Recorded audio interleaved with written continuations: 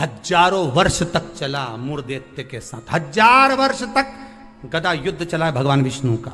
गदा युद्ध में जब भगवान विष्णु हार गए तब मल्लाह युद्ध प्रारंभ हुआ। कहते हैं हजारों वर्ष निकल गए, 10, 20, 25, 50,000 वर्ष केवल मल्लाह युद्ध में निकल गए भगवान विष्णु के, तो भी नहीं हारा। आखिरी में भगवान विष्णु की हापड़ी थोड़ी ऊंची, भगवान विष्णु को लगा कि ये हार नहीं रहा। भगवान विष्णु थक गए, क्योंकि ये मूर्धदैत्य तो पत्थर जैसा था और मेरे नारायण कमल जैसे कोमल थे। भगवान एक जगह जाकर बैठे, लक्ष्मी जी ने, पद्मावती जी ने, माता लक्ष्मी ने जाकर पूछा, नाथ हुआ क्या है? भगवान कह रहे हैं मैं थक चुका हूं, हजारों वर्ष से युद्ध लड़ रहा हूं, पर तू ये हारता नहीं है। तब लक्ष्मी मैं आता हूं तो रुक। लक्ष्मी जी को क्षीर सागर में रोका और भगवान नारायण दौड़ कर गए बद्री विशाल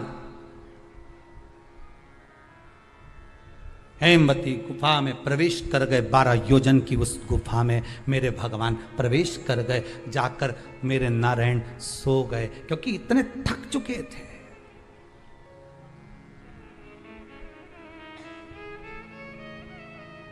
इतने थक गए थे और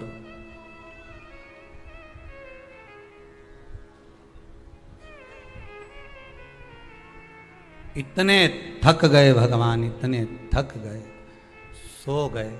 मूर्धदैत्य भगवान के पीछे पीछे दौड़ कर आया कि आखिर ये जा कहां रहे हैं, ये जा कहां रहे हैं। मूर्धदैत्य ने विचार करा, आज भगवान भाग कर कहां जा रहे हैं मुझसे।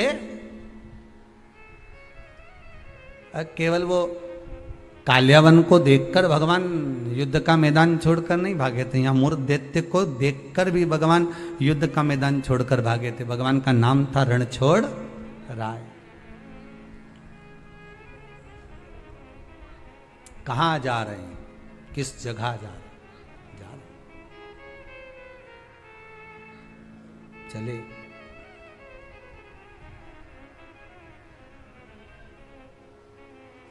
गुफा में मूर्धदैत्य ढूंढते ढूंढते उस हेमवती गुफा के अंदर प्रवेश करने लगा।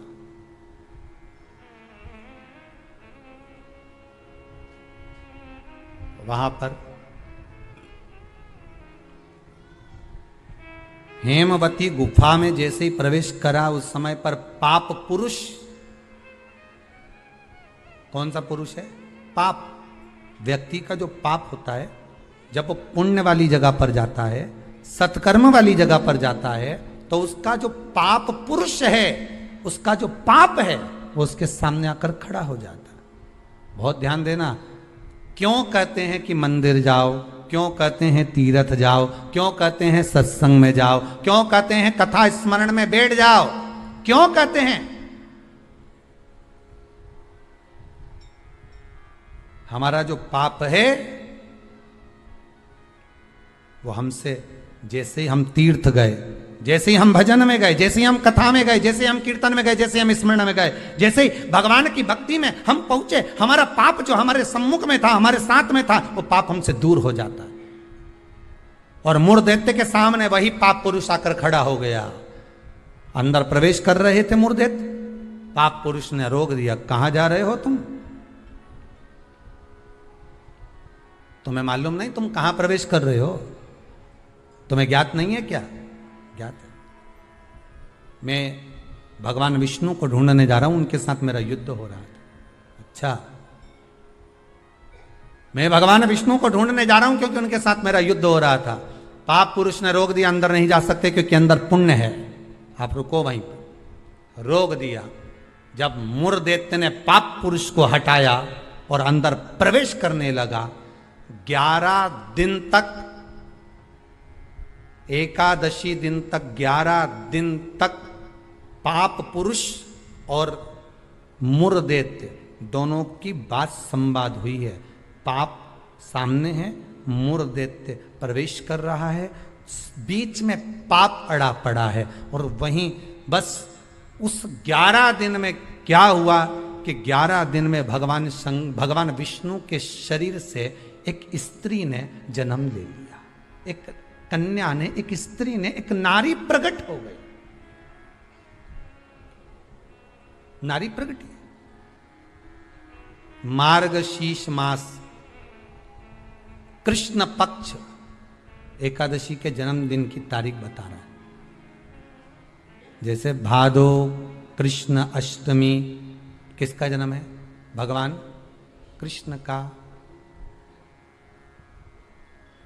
चैत्र की नवमी बोलते जाओ राम जी का।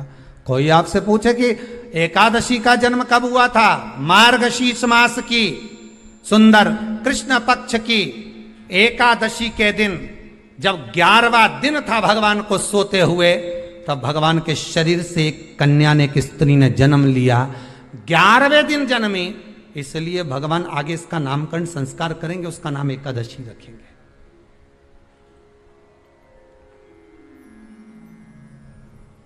इसी को कहते उत्पत्ति एकादशी, उत्पन्ना एकादशी। प्रकट हो आप पुरुष ने देखा कि कोई कन्या आ रही, बड़ी सुंदर है, बड़ी सरल, बड़ी अच्छी दिख रही है। और पाप पुरुष ने देखा इतनी सुंदर कन्या, इतना सुंदर उसका स्वरूप।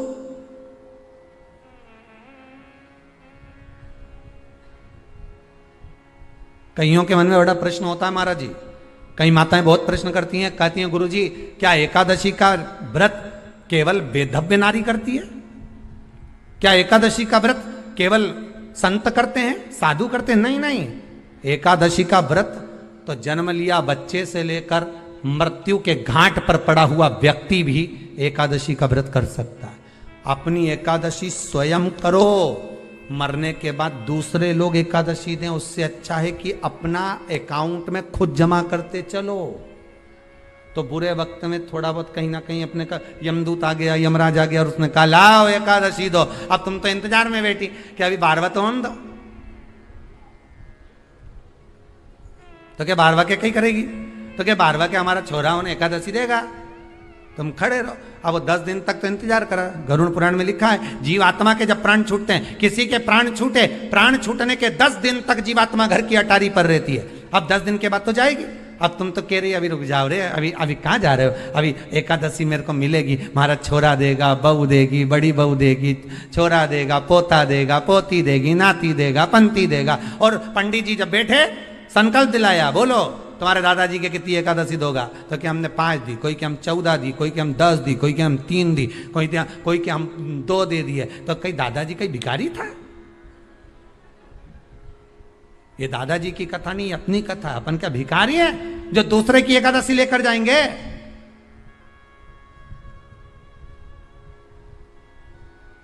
अपन अपनी एकादशी खुद करो, स्वयं एकादशी करो, फिर कहूंगा भले बकरी जैसे चरो, पर एकादशी स्वयं अपने लिए एकादशी करो।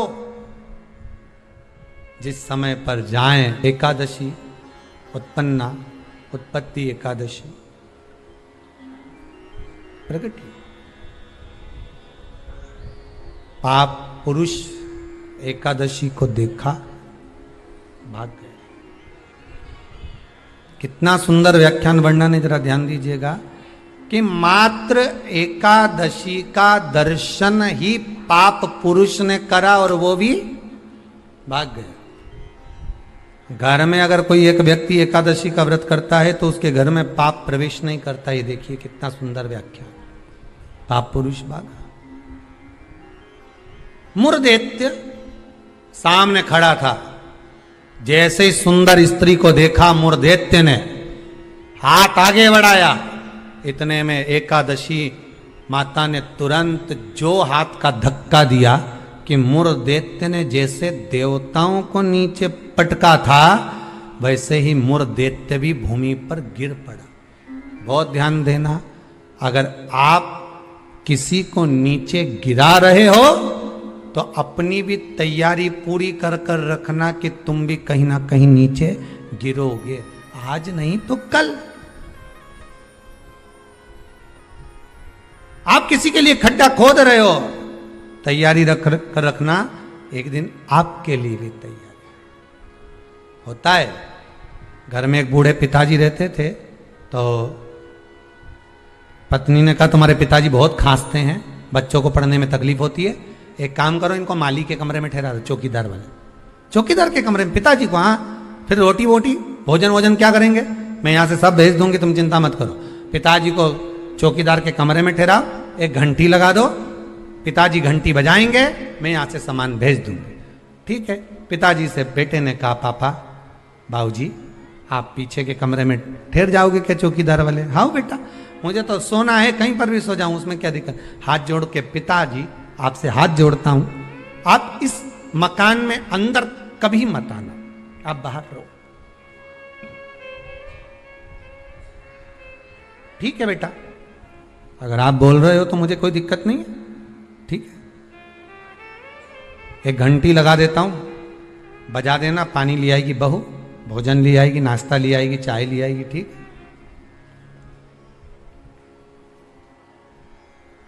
घंटी लगा दी, पिताजी घंटी बजाते, बहू सामान भेज देती। एक दिन पिताजी ने घंटी नहीं बजाई, बेटे ने कसम दी थी अंदर मत आना मकान।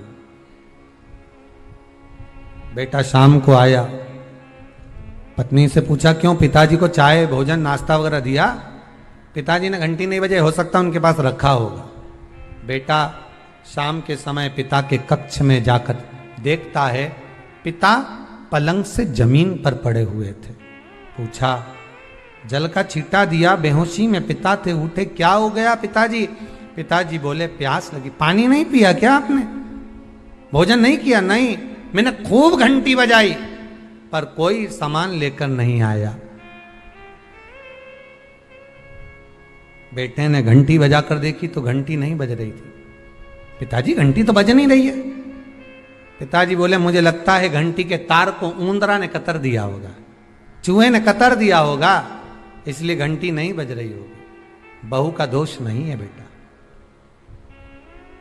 बेटा बाप को पानी पिलाता, इतने में बाप चला गया, मर गया, प्राण छूट गए, अंतिम संस्कार हो गया, 10 दिन पूर्ण हो गए, सफाई होने लगी। घर में 2 बच्चे थे छोटे छोटे, जब माँ सफाई कर रही थी तो घर के दोनों बच्चे ने, एक ने तार को घड़ी बनाया, जेब में रखा, एक ने घंटी को अपनी जेब में रखा। माँ ने पूछ लिया क्या कर रहे हो? बच्चे चिल्ला कर दौड़े, घंटी जेब में रख रहे हैं। क्यों? जैसे आपने दादाजी के लिए घंटी लगाई थी, आपकी बहू आपके लिए लगाएगी, उसकी तैयारी कर रहे हैं। ये उसकी तैयारी है, जैसा करोगे वैसा भरोगे। किसी के ऊपर उंगली उठाओगे, ये बाकी की उंगलियां आपकी साइड जाएगी, एक दिन आप पर भी उंगली उठाई जाएगी। किसी के लिए अपयश करोगे, एक दिन अपयश आपको भोगना पड़ेगा। किसी के लिए आप शब्द बोलोगे, वो शब्द आपको भी झेलना पड़ेगा। किसी के लिए बुरा करोगे, बुरा आपको भी झेलना पड़ेगा। मत बुरे कर्म कर बंदे, वरना पछताएगा। भगवान की आंखों से तू बच नहीं पाएगा, तू बच नहीं पाएगा। कब तक बचोगे? किसी कपटी के साथ कपट करोगे ना, चल जाएगा, पर किसी भोले के साथ, सीधे के साथ, जिसने आपके साथ पूर्ण विश्वास करा, उसके साथ अगर कपट कर गए तो जिंदगी नरक जैसी जाएगी, नरक से भी। भोला है कोई घर में, आपके परिवार में कोई सीधा है, भोला है, बहुत सरल है, किसी के बीच में नहीं बोलता, उसके साथ अगर आप कपट करोगे तो आपको रोना तो बहुत पड़ेगा साहब, बिलकना तो पड़ेगा बहुत। अब एकादशी ने धक्का दिया, नीचे गिर गया। कहते हैं 1 वर्ष लग गया था उस मूर्दैत्य को उठने में, जो धक्का एकादशी ने मारा था। कई एकादशी ऐसी रे, एक धक्का जो मारे नहीं तो अच्छा निपटी जाए। पाप कपट छल बेईमानी प्रपंच, ये तो उठे ही नहीं दादा एकादशी के दिन, ये सब दुबक के बैठ जाए, आज एकादशी है, आपने बोलना ही नहीं। ऐसे हर एकादशी पे एकादशी आ जाए तो तुम काय बोले उससे।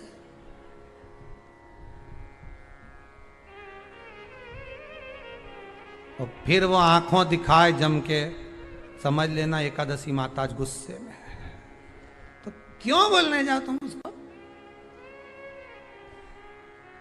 जो धक्का दिया उठा ही नहीं, उठा फिर आया झगड़ा करने के लिए। एकादशी ने जो पछाड़ा, कहते हैं सिर के इतने टुकड़े हो गए थे कि बीनना भी मुश्किल थे मुर्देत्य के।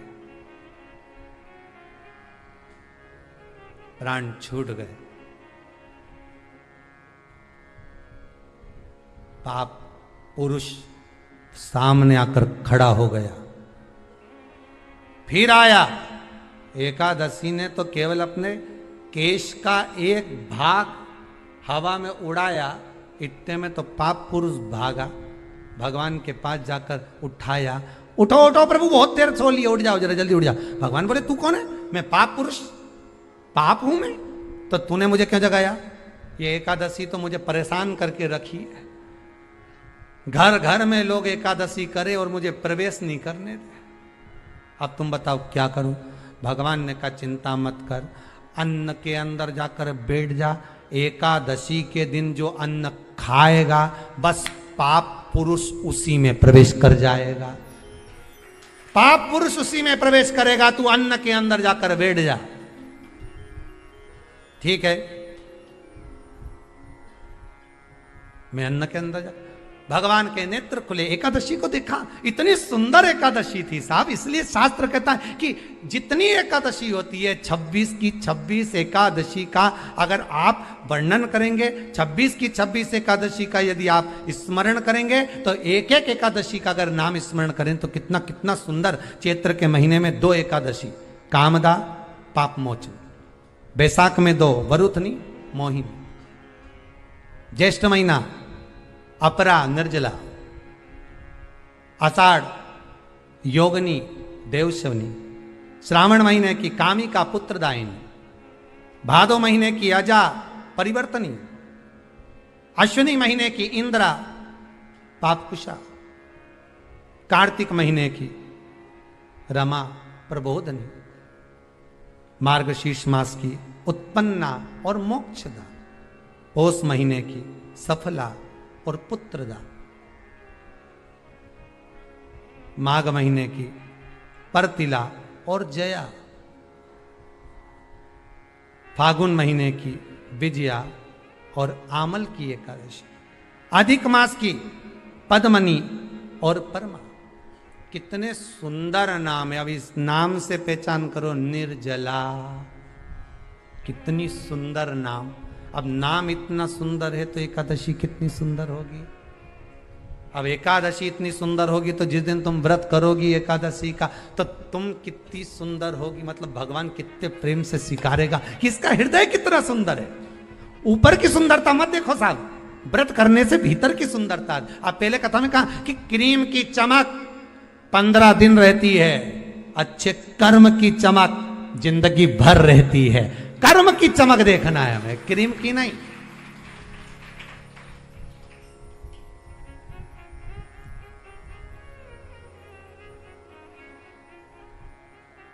ये क्रीम वालों पे तो केस लगा देना चाहिए कि हम इतने काले थे अभी तक गोरे नहीं हुए। 50,000 रुपए की पूरी क्रीम पोत ली, जैसे कि जैसे ही है। 50,000 तुम लगाओ, 1 लाख वापिस लिया। हमने 50,000 की क्रीम लगाई, तुमने लिखा था उसमें एकदम सुंदर हो जाओगे, गोरे हो जाओगे। और टीवी पे तो फोटो ऐसा दिखाओ, 1 मिनट में बस वो यूं ही लगाए नहीं गोरी हो जाए। और हम तो पूरी सालों लगाते लगाते हो गए ने अभी तक जैसा कि जैसा, ये जैसा कि जैसे ही रिया, कहीं अंतर ही नहीं आया। तो बताओ, तुम बताओ गोरा कब होंगे? तो क्रीम वाले भी कह देंगे रे हमने तो शिव पुराण सुनी थी, बाहर की चमक से हमें कोई मतलब नहीं। हमने तो शिव पुराण में सुना था कि भीतर की चमक चाहिए। क्या करे बाहर की चमक का? ये चमक ये दमक फुल्ल बन में महक सब कुछ सरकार तुम ऐसे है। अभी बाहर की चमक का करोगे क्या? दो तरह का पार्लर होता है, ब्यूटी पार्लर दो तरह का, एक आपके घर के बाहर भी होगा, जहां जहां आप रहते